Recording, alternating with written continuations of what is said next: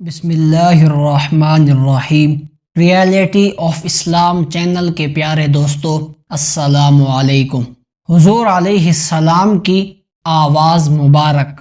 کسی کی آواز کی دو ہی خوبیاں ہوتی ہیں، خوش لحان ہو اور بلند ہو۔ اللہ تعالی نے اپنے حبیب کریم صلی اللہ علیہ وسلم کی آواز میں یہ دونوں خوبیاں رکھی تھیں۔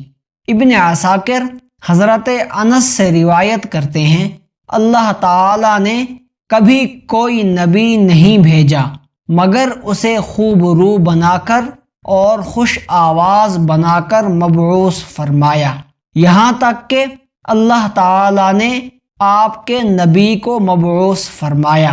حضور علیہ السلام کا چہرہ انور بھی بڑا دلکش تھا اور حضور علیہ السلام کی آواز بھی بڑی شیریں تھی۔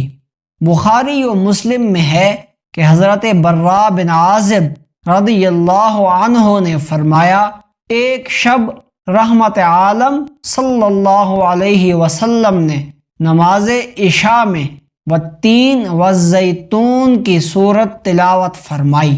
میں نے آج تک اتنی شیریں آواز نہیں سنی تھی۔ طبرانی اور امام ترمذی حضرت ابن عباس رضی اللہ عنہما سے روایت کرتے ہیں کہ حضور علیہ السلام جب گفتگو فرمایا کرتے تو یوں محسوس ہوتا کہ حضور علیہ السلام کے دندان مبارک سے نور کی لہریں بہہ رہی ہیں اور حضور کی آواز بہت دور تک سنائی دیتی تھی۔ کسی شخص کی آواز اتنی دور تک نہیں سنائی دیتی تھی۔ براء بن عازب روایت کرتے ہیں، حضور علیہ السلام نے ایک روز خطبہ دیا۔ دور دراز محلوں میں جو خواتین تھیں انہوں نے اپنے پردوں میں حضور علیہ السلام کا یہ خطبہ سنا۔ ابو نعیم حضرت عائشہ صدیقہ رضی اللہ عنہا سے روایت کرتے ہیں، ایک دفعہ جمعہ کے روز حضور علیہ السلام ممبر پر تشریف فرما تھے۔ لوگوں کو فرمایا، بیٹھ جاؤ۔ حضور علیہ السلام کی آواز عبداللہ بن رواحہ نے بنی غنم کے محلہ میں سنی جو وہاں سے کافی دور تھا اور وہ اس جگہ بیٹھ گئے۔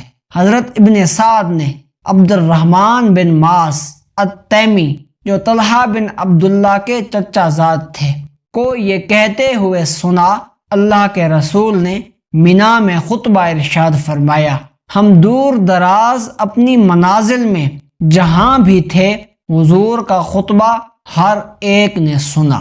حضرت ام ہانی بنت ابی طالب فرماتی ہیں، آدھی رات کے وقت کعبہ شریف کے پاس نبی رحمت صلی اللہ علیہ وسلم قرات فرمایا کرتے اور میں اپنی چارپائی پر بیٹھ کر حضور کی دل نواز قرات کو سنا کرتی تھی۔